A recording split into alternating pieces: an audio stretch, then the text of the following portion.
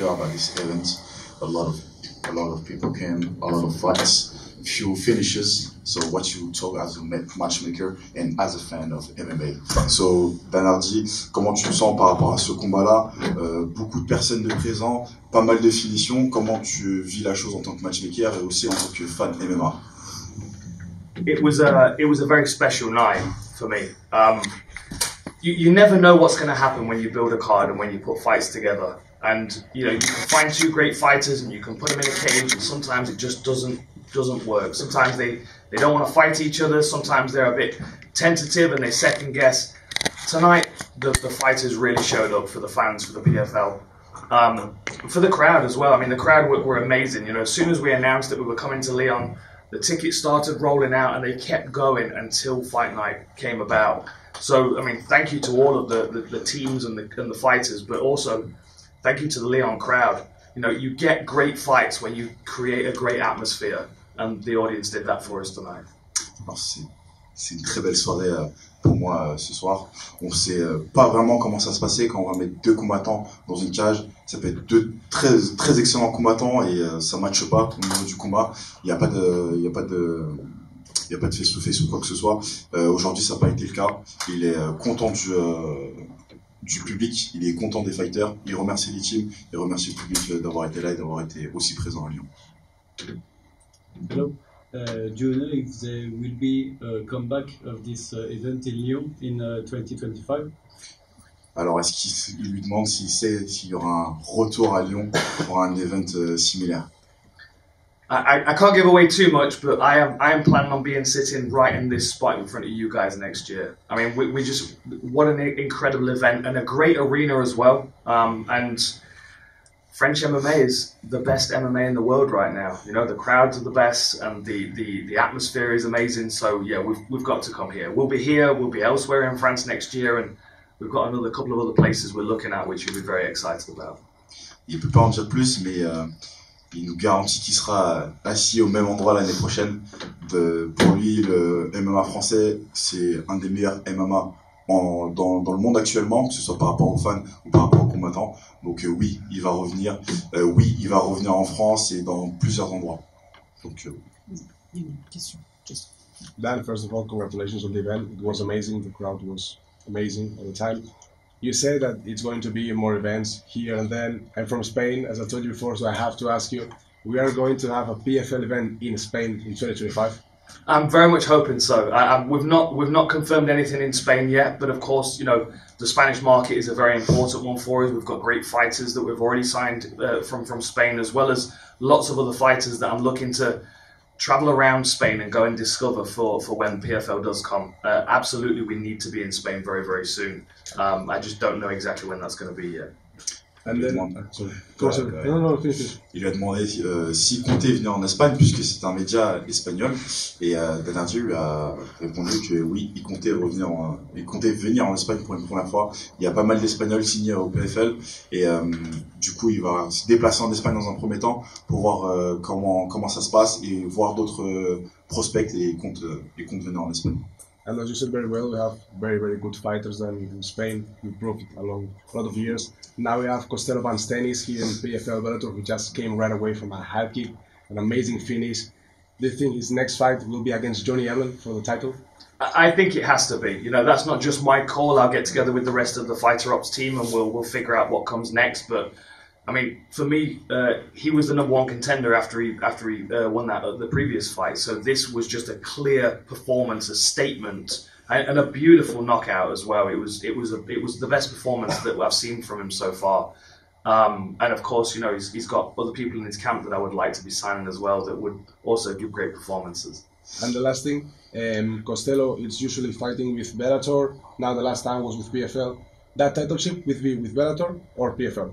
Well, that's another good question that will be answered at the start of next year. I very much expect at some point in the near future for the Bellator Championships to become PFL Championships. You know, Bellator has been a fantastic brand for many, many years, but certainly my personal perspective is that we need everything under the PFL banner now. We need to make sure that Johnny Evelyn is a PFL champion, etc., etc. Obviously, we've got Paul Hughes fighting for the lightweight championship. for me, that is, in my mind, the PFL Championship. And I think it would make it easier for all of the young fighters to know what they're aiming for if we have those champions with PFL titles instead of Bellator. Thank you so much. Si tu as retenu quelque chose. Alors, je vais parler de sa perspective. Du coup, sa dernière réponse. Pour lui, la perspective logique, c'est de tout mettre sous la bannière du PFL. Donc, que les champions deviennent des champions de PFL. Donc, par exemple, Paul Yu qui va combattre le 25 janvier à Dubaï. Pour lui, dans sa tête, ce sera un futur champion PFL s'il devient champion au Bellator Series. Une question. Congrats for the show. Today, Cedric called out again Baki. What can you talk about that for us, the public, about the contract of this fight? It has to happen. The first fight was no conclusion, right? We had a round each maybe, and then confusion in the last round. And I know that Baki doesn't feel like it was a clear win, and I know that Cedric wants to make sure he gets that rematch. For me, if we do when we do the rematch, because we will, I think it has to be over 5 rounds. And also we have elbows now as well, which I think changes the fight a lot.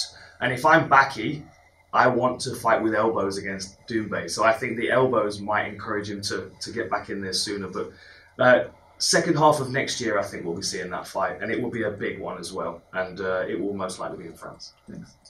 Alors, on est tous excités en tant que public du retour de Baki et de Doumbe dans l'octogone. Ils voulaient, dans la Smart Cage, ils voulaient en savoir un peu plus sur la configuration du combat. Et Dan Hardy confirme qu'il y aura bien un combat, Cédric contre Baki. Et pour lui, dans la logique des choses, ça doit être un combat en 5 rounds, puisqu'il sait que Baki n'a pas eu une réelle satisfaction de sa victoire contre Cédric, et Cédric a une réelle frustration par rapport à ses défaites. Donc c'est un combat qui est censé se refaire. En plus de ça, maintenant on a les coudes, donc ça va être un combat un peu plus intéressant. J'ai une question pour lui sur le sujet. Je la pose en français d'abord. On a beaucoup entendu des rumeurs sur un stade. On est parisien, on sait que le PFL adore Paris. Est-ce que ce sera le Parc des Princes?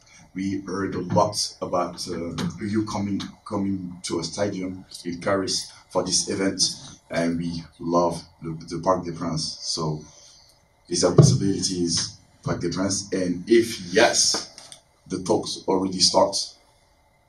Yes, lots of conversations with that arena has already been taking place, as well as other ones, of course. But we listen to the fans, and we know that that's the right place for us to go, especially for a fight of this magnitude.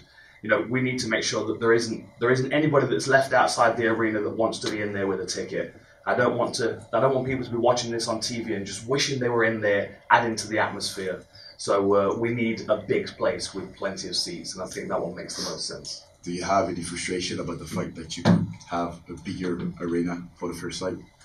Yes, I do. I mean, I don't think everybody was really fully aware of how the atmosphere was going to be in that arena. I mean, everyone was very excited about the fight, of course, but then you're just not sure. You're not sure, and I think because of the way that the fight played out, and because people don't feel like there was a real conclusion, there's so much more interest around that fight now than there was before, which is crazy to say. You know, I mean, we sold out that arena so quickly, but we could have sold twice as many tickets. And the next time we make that matchup, we need to make sure those seats are available for the fans. Ok, parfait. Donc oui, on a bien parlé on discute bien avec le Parc des Princes pour faire ce combat à cet endroit-là. On découvre aussi d'autres options sur d'autres arènes disponibles en région parisienne. Mais oui, la première volonté, c'est de faire dans le Parc des Princes. Je lui ai demandé s'il regrettait de ne pas avoir fait une plus grosse arène pour le premier combat, vu que ça a été sold out, mais très rapidement. Il a dit qu'il y avait quand même un certain regret, mais il y a quand même des doutes sur si ça va se remplir ou non. Donc ils ont joué la sécurité, mais ils ont la certitude qu'ils auraient pu vendre le double du nombre de billets qui a été fait. In English. How are you? Hey Dan. We're here again, obviously, end of another season tournament for PFL Europe. Couple of standout performances. First one, Manchester's own Lewis McGrillen. He wasn't in the tournament to start with. He came in as a backup. Obviously, we know how it went with Dean. Again here with Luster. What do you make of Lewis, and are we going to be starting talking about some serious, not just money, but some serious options for him moving forward? Yeah, I think we have to. You know, Lewis is a special talent and he's a special fighter. I don't think he needed to win the European Championship for everyone to realise that. But you know, the way that the year played out, I mean, he had a disappointing fight in Dublin at the end of last year. And in Lewis's mind, he was going to be in this tournament this year. But because of that disappointment at the end of last year, he thought to himself, you know what, let me get another fight. So we got Matis Zaharovs, who was a very dangerous opponent and caused a lot of problems for McGrillen. But we saw McGrillen step up in his level in that fight. And for me, that qualified him to be the alternate when we lost Kershaw Kakarov. Then he stepped in, and again, you know, the Dean Garnett fight was one of the best fights I've ever seen in my life. It was amazing. And what was lovely as well is that the fans already knew about McGrillen when he was walking out. He had good support in the arena tonight. And I think that his name is going to go worldwide, and we're going to have to take him on a little tour around the world because people are going to love his fighting style. He brings something special, and he's made a fan out of me. And I have to say, Alexander Luster as well, he's a real talent, and I'm looking forward to getting him back in the smart cage as well. Not many people would stand there and trade with McGrillen like he did, and it was an incredible performance from both of them. But there's definitely something special about Lewis McGrillen, and something supernatural about that left hand of his. Indeed. Jakub Kasuba, I was expecting him not to be in the European tournament this year. He's won it again. It makes sense, no? Yeah. I mean, he has to progress now. The thing is with the lightweight division, like you can take someone that's had 11 fights undefeated, 12 fights undefeated, and you can move them over onto the global roster, and all of a sudden they're in there against guys that have got 30 fights that have been fighting at a world-class level for a long time. And what we saw tonight from those first two rounds is that there are some things that Kasuba needs to close in his game in order to be completely dominant on the world scene. And Conor showed up tonight in tremendous form. He had a great first two rounds, but then we saw that championship mentality come through. And this for me was a realization that Kasuba is now ready for that big step up. So if he can remain undefeated through next year as well, he's going to be a millionaire, and that would be incredible. Nice. Sorry. Yeah. You want me to translate now? Donc, premier point, on a parlé de la star de Manchester actuelle, un jeune prodige qui a aujourd'hui fait très familièrement du sale, on va le dire concrètement. On parle de McGrillen, je pense que vous l'avez tous compris. Il a été très performant, une performance au top. Il voulait savoir quelle était la suite pour lui. Et Dan Hardy a tout simplement dit que McGrillen c'était un animal, que c'était voilà, un des top prospects actuellement. De base, McGrillen, il faut le savoir qu'il n'était pas dans le tournoi. L'année dernière, il a fait une mauvaise fin à Dublin, en Irlande, et il a repris en début d'année Mathis pour pouvoir savoir s'il était enfin prêt pour le tournoi. Il a réussi à avoir la victoire, mais il n'a pas intégré le tournoi. Ce qui s'est passé, c'est qu'il y a eu une blessure, donc il a pris Dan à Glasgow. Grosse performance, 14 knockdowns en un combat de travail énorme. Par la suite, il est venu aujourd'hui, il a prouvé qu'il était très compétent et qu'il pouvait mettre des KO. Donc la suite est juste logique pour lui et il est prêt à lui faire le tour du monde. Et par la suite, on a parlé de Kasuba. Ben n'est pas très sûr sur le fait qu'il puisse intégrer le roster mondial parce qu'il voit encore 2-3 trucs qui sont à modifier et à moduler. Donc pour l'instant, non. Si l'année prochaine, il réussit à garder sa défaite vierge, bah, sur la suite, il pourra devenir millionnaire. Mais pour l'instant, non. Une dernière question, Olivier. Il y en avait une dernière, je crois. Do you have a last question? Yeah, sorry, I do. 2 years now you've done this. Really just want a two-part question. How do you compare this year to last year? And then also there's been some comments by some US media on the PFL global season and really how they present that to the fans. I think Europe is a totally different product to the global one. How do you sort of put your influence from the European scene onto the global scene as well? It's a good question. Do you want to translate? Yeah, sure. It's very impressive, my friend, how you translate. I really appreciate it. I try to. I need to learn another language, but I think I may be too old at this point. Alors, ça fait 2 ans maintenant qu'il est matchmaker pour le PFL Europe, donc il voudrait avoir son avis sur le PFL Europe et surtout comment il arrive à gérer l'influence du PFL mondial sur le PFL Europe, parce que c'est totalement différent. On essaie de faire monter des prospects sur le PFL Europe et surtout il y a pas mal de critiques sur le format du PFL mondial actuellement aux États-Unis, qui est un marché totalement différent. Donc comment il vit la chose déjà ces 2 premières années et comment il vit les critiques? So what you'll probably notice is that, I mean, over the last 2 years, we've seen some changes with the PFL. The first year, I was mainly focused on being a commentator and making sure that PFL Europe is running correctly. And I feel like the first year of PFL Europe was really strong. And I think everyone around the world saw that and have gone, well, we've got this amazing product over here. I wonder what is going to change about the global product. Now, because PFL Europe's had such a successful year, now I'm able to start influencing changes in positive ways for the global championships. First change was elbows. You know straight away we need elbows, we need unified rules. We've got elbows now. All PFL fights from this point forward will be unified rules, no matter where they are on the card. And lots of other small changes are coming. Things I can't talk about right now, things that will be made more clear in 2024, but the good thing is we have a great team of people. We've been recruiting people from very, very strong companies around the world to help build PFL for 2025. We've made some mistakes. We've not been perfect. We're a very young organization still, but I am adamant that we are going to keep rising and we're going to keep growing. And I'm going to keep doing what I can to influence it in a positive way. And I'm just appreciative that the PFL give me this opportunity. Dans un premier temps, je me suis concentré à être un commentateur pour mettre en scène le PFL Europe et surtout pour faire évoluer cette partie du PFL. Je me suis ensuite concentré sur le matchmaking pour pouvoir faire grandir le PFL Europe. Dans un premier temps, il s'est pas concentré sur le PFL global, c'était une volonté de sa part pour pouvoir se concentrer sur les cartes qu'on regarde le plus, le PFL Europe, nous en tant que consommateurs européens. Et par la suite, il a demandé à faire des changements, puisqu'il a vu que le PFL Europe, il y avait une certaine amélioration. Donc il a demandé des changements au niveau du PFL global qui vont impacter directement tous les PFL, donc que ce soit le PFL Europe actuellement, PFL Afrique, MENA, etc. L'intention c'est d'unifier toutes les règles et la première chose qui a été faite c'est mettre les coudes. Thanks for that.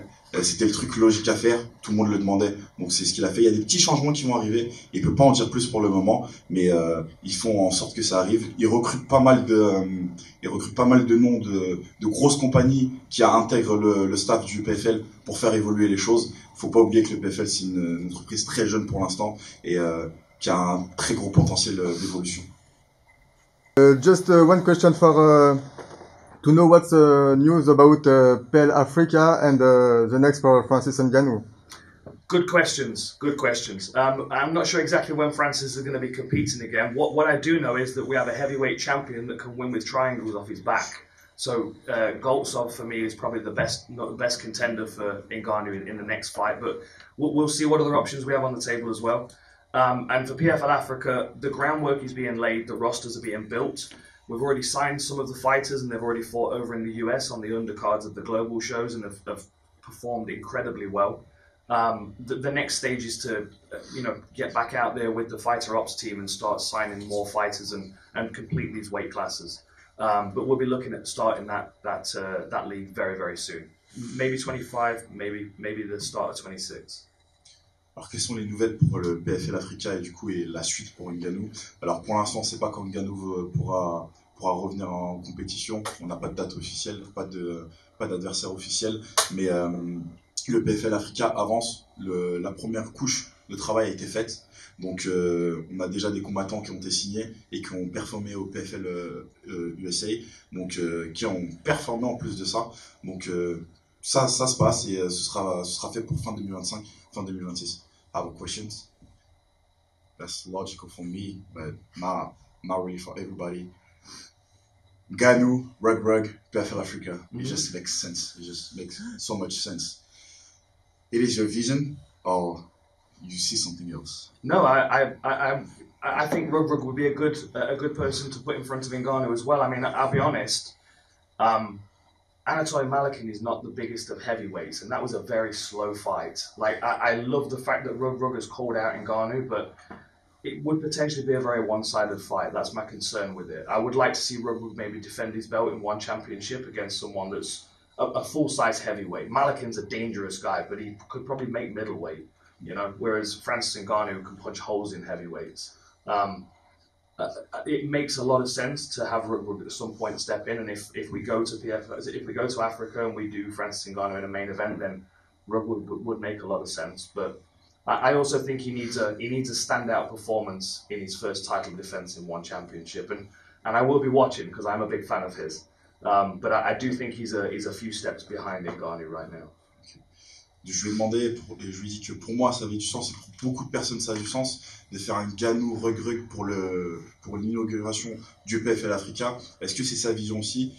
Il me répond que oui, mais il a certaines incertitudes par rapport au niveau de Rug pour l'instant. Anatoly, c'est un très bon combattant, mais il peut être middleweight, donc au niveau du poids, c'est pas le plus gros heavyweight. Et on sait qu'un Ngannou, il peut mettre des parpaings à ancrer des trous dans le corps. Donc c'est pas forcément, c'est la vision qu'il voit, mais pas forcément maintenant. Il attend que Rug prenne un peu plus d'expérience, qui mature plus dans son style de combat, et par la suite ce sera possible. Mais PFL Afrique, Ngannou Rug, c'est une possibilité. Thank you very much. Thank you. Thank you everyone. Thank you.